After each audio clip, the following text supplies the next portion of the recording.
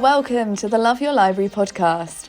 I'm one of your hosts, Hattie where for this shorter episode, we invited debut novelist Eva Verde into our virtual studio to chat about her new book, Lives Like Mine. Lives Like Mine is an honest exploration of the themes of family relationships, motherhood, race and identity, as it focuses on the life of Monica, who wonders whether her roles as wife, mother, daughter and woman are all there is. I was delighted to talk to Eva all about this insightful, thought-provoking and entertaining novel. The interview starts with her reading a short excerpt from the book.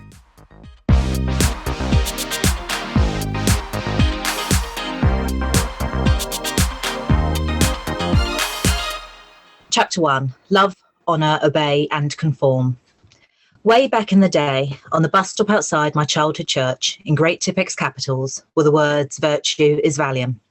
After Saturday school or Sunday mass, Mum would tick me off for reading it out as we waited for the bus home. Funny what comes back. Outside a different church, in my grown-up different life, is how you find me now. Despite all I've been, this is what I became. Mother, wife, good, grateful, so grateful. Perhaps at last a daughter she might be proud of. Perhaps not though. All wholesome contemplation gets smothered by the fast-approaching pastel linens, complete with grabby hands, like those amusement machines on seafront piers. Penny. My mother-in-law. Only by law. At least you look hot, Dan says, sharing my emotions like we've learnt to share everything else. His soothing hand on my hip works. After the speeches, we're off, I promise. Dan's beautiful eyes are disarming, known to have me feeling like there's no earth and he's the centre of everything and all it means. It's unsettling, revealing too, how feebly teenage I can be, how romance very much still rules. You pair, that's proper love. Penny's kisses give way for the giggles. Love and good hair, Monica. As those grabby hands reach for my neat ballet bun, I laugh along too, with a mockney-cockney twitter that makes for the oddest of feelings. I never did take to all that frizz. Virtue is Valium. Outside this different church, in my grown-up different life, those little white words from the bus stop stick. My sadly thinning hairline meant calling time on the relaxers. I'm now transitioning, in love with the very word of the process I'm slowly adapting to. At 39, I'm at last embracing my 3C curl pattern, trying to dismantle what went before this transitioning, my conditioning, that natural hair was unruly, unsexy, primitive, comedic. My big black hair is a tiny rebellion. Yet today, the rebellion shrinks. Here, it's best to fit in, even if that means taming myself insipid, overlooking this early, yet predictable banter, cloning the woman I am truly from, back at that bus stop. Mother, wife, good, grateful. It's a trick that's become like armoury, protecting my little brown self from this family of people still as alien to me as the day I married into them. So, Eva, it's lovely to have you on the podcast. Thank you so much for joining me. Just to start us all off, why don't you tell me a little bit about the book? Sure, okay. Lives Like Mine is my debut novel. It follows the story of Monica Peterson. She is almost 40. She's happily settled, nice husband, kids. The kids are at that age when they're not really starting to need her as much as they did. Her youngest has started school and she suddenly has time to think about what to do next and what to do with herself. And she discovers really that she doesn't really know herself at all. She's sort of buried herself through all these layers throughout her life. And we meet Monica at a point when she's really questioning all that she's become. Is this it now?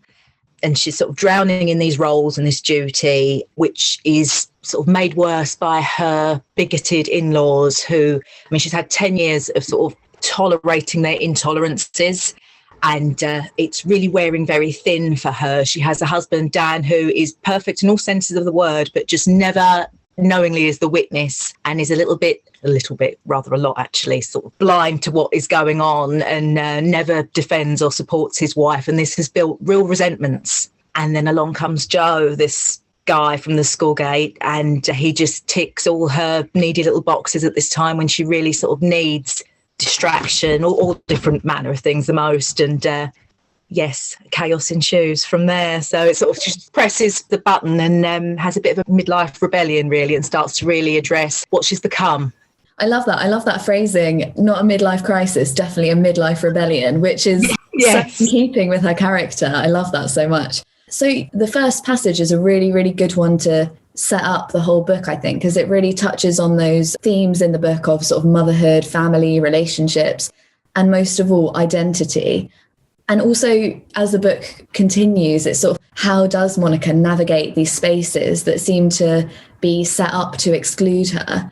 I think that's obviously such an interesting and important message. What drew you to writing about these themes? I think coming from a similar position to Monica, I mean, fortunately, I have a great husband who is not at all ignorant to the world we live in. It's a real relief to know that he's always had my back. But we have had situations where things have been difficult, and with something will happen or something will be said, and you don't respond straight away. You're a little bit shocked by what's happened, and you tend to sort of think afterwards, I wish I'd have said this. I wish I'd have done that and acted differently and called somebody out. And you bury it, and it does build these resentments. So really, I was trying to sort of tap into those thoughts and feelings and sort of make sense of them in my own head as well. Yeah, I think that really comes across because, a big theme of the book is also racism, prejudice. The grabby hands on the ballet bun is the perfect initial example because it's a classic thing, isn't it? Don't ever touch a black woman's hair. Don't ever touch, why would you touch anyone's hair at any point? But it's that symbol of microaggressions. That's right. And they're also the things that you think, are they really a microaggression? It's also that there's Monica, she is an unreliable character as well. And the things you do have that question mark, is this racism? Is this just her being paranoid? There is always those blurred lines. Yeah, it was tricky to, because they are there. They're definitely there. The family are toxic, but it was important to keep that question mark going throughout, Yeah, I think the backdrop is also really interesting that sets the environment up. It's a sort of like post-Brexit, semi-rural, so seems like it would be quite open, but it's very claustrophobic. It's a really interned, if that's a word, environment to exist in, which I found so compelling. I thought that really ramped up the tension. I found it really authentic. I thought it was a really sort of realistic representation because of that sort of questioning as well, that it's not always black and white. No, that's it. And I think that comes from having the viewpoint of being othered and that outsider's perspective. I found that really interesting to write about. Yeah, I can't deny that the referendum and that period of time had a real impact in what I was writing. This whole book started with a short story I'd done for my Open University degree. It was a short story. And I had all the chemistry right. I knew what I wanted to write about, but I couldn't work out what would make this woman press this button and have this affair and go in this direction. But I thought that toxic environment, that what she lives, just to, be able to leave that and just live her life where all those ignorances didn't matter to her. She could just, be herself and not have her skin colour as the first thought in her brain. I think Jo is so much more than just a fling. I think it's just a way of her to leave all that behind and just completely be her in her own skin and not worry about skin for once. Exactly. It's that sort of, I don't know if it's my interpretation, but it feels like she's almost transposing new identities of herself or finding her own identities and kind of projecting them onto him as this kind of exciting new figure in her life. And I think what we've spoken about in terms of presenting it in quite an authentic light, it also led to some really brilliant laugh out loud moments. I really found myself sort of turning the pages and also cheering on for some of the things that Monica does when she has these rebellions. It's always really good to sort of be like, yeah, you call them out, you say that. It was just such a good thing. I think she's such a sparky character. How easy do you find it to write in that sort of authentic, comedic, cynical way? Is that something that comes really naturally to you? It took a long time to get there. I think that the Monica you read in the book has had quite a journey. I'd gone from writing very academically. I wanted to make sure everything sounded right and read right. But the story was a bit lost in that. It just wasn't enough. And a dear friend, she read a very early version of it for me. And she said, "Who are you writing this for? Are you writing it as like an essay, or are you writing it?" And I thought, well, I'd quite like her to, I pictured her as my reader. And from that, I sort of wrote more authentically. I took away all sort of the learnings and focused more on sort of the story and how the sort of book I would want to read myself. And as the great Toni Morrison said, if you can't find a book, that you have to write it yourself.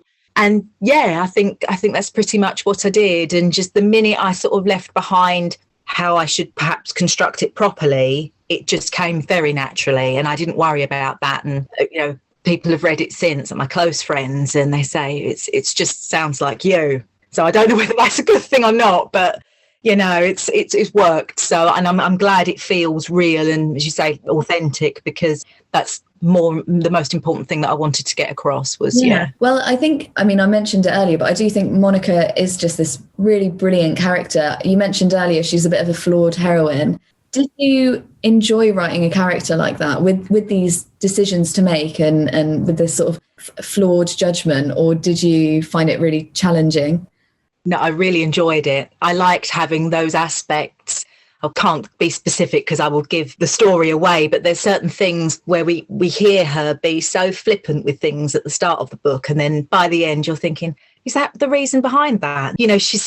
She is a ball of conflict, really, within herself, before you even get to the family stuff. She's at war internally all the time. And I've got so many more grey hairs now from writing, and I would the parts where I did have to get sort of deep, and I did have to dig deep. To start with, I sort of would just smooth over those with sort of a bit of humour. I really had to look inside and, to call upon the racist instance and the things like that to really make it truthful and honest. But her as a character, this fact that she is you cannot really trust her.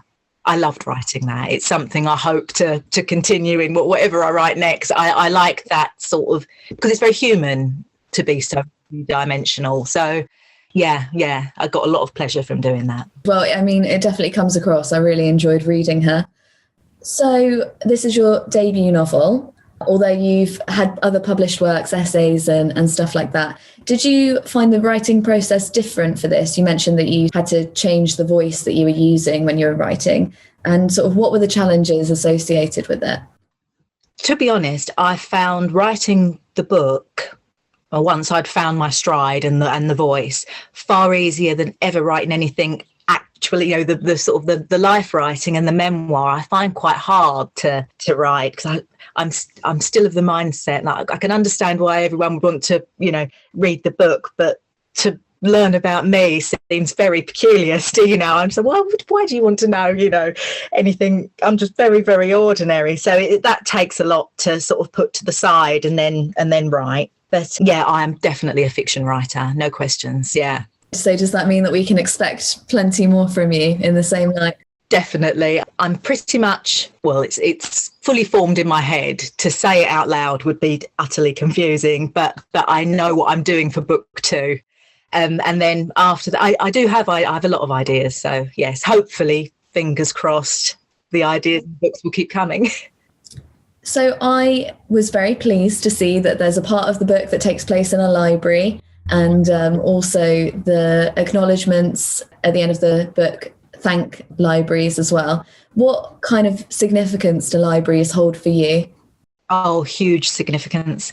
I certainly would not have been a writer without all those years in the library. My mum would take me as a small kid, and my mum is not a big reader. She's never been much of a reader, but she would do that for me, and we'd go a lot, a couple of times a week, and I would be very repetitive with my choices. I'd always sort of have the same favourites that I'd take out again and again. But as I grew up, the library became a real sanctuary for me. We moved and I felt very isolated where we lived, but the library was sort of that constant comfort. And yeah, I'm always happiest really in a library and surrounded by books first and foremost.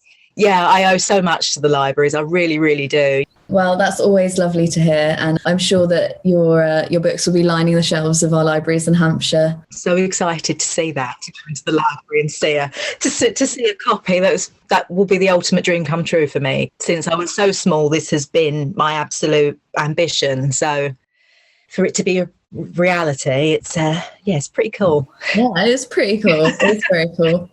Yeah, I'm really looking forward to this one hitting the shelves as well. I think it's going to be a popular one with our listeners and with our audience in Hampshire as well. So very much an exciting one to have on the podcast. So thank you so much. Oh, you are so welcome. Thank you so much for having me.